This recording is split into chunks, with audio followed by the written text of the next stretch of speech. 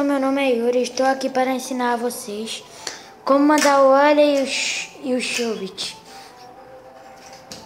Calma aí, pessoal. Ó, o Chubit, a posição do Chubit é essa. É você. Entenderam? E o óleo eu faço com os 3 dedos. Tipo isso. Vou deixar meu corrimão de lado. Mandar o óleo descer. Ou também, ó. Você pode fazer tudo com o Chubit. Você vai...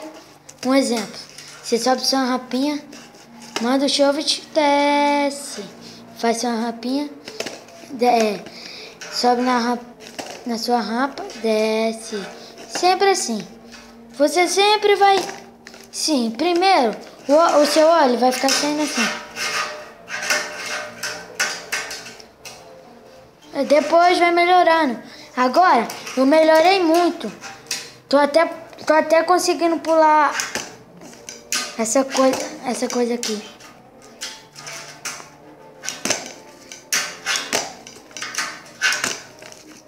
Calma aí, pessoal, deixa eu ajeitar. Aí, consegui. Vocês podem olhar que não é mentira minha. Vou colocar a câmera mais longe.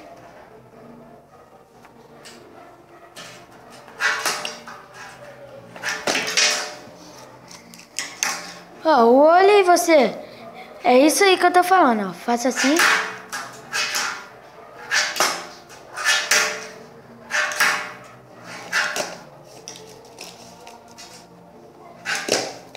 Ó, assim também, ó.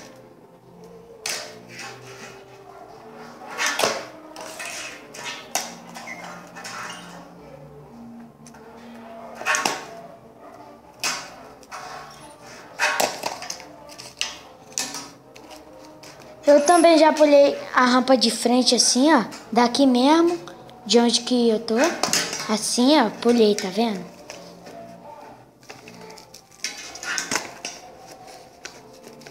Pessoal, então é só isso. Chubit pra finalizar. Olha no corrimão pra finalizar, né?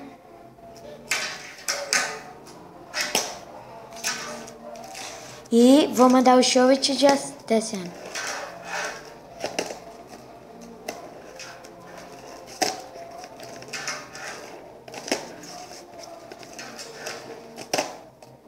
Sim, também ainda não fiz ela virada assim, o óleo.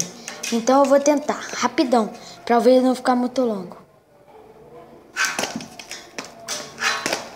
Consegui, pessoal. Consegui, ó. Pessoal, é só jogar um pouco pra trás e arrastar. Tchau, tchau, pessoal. Até o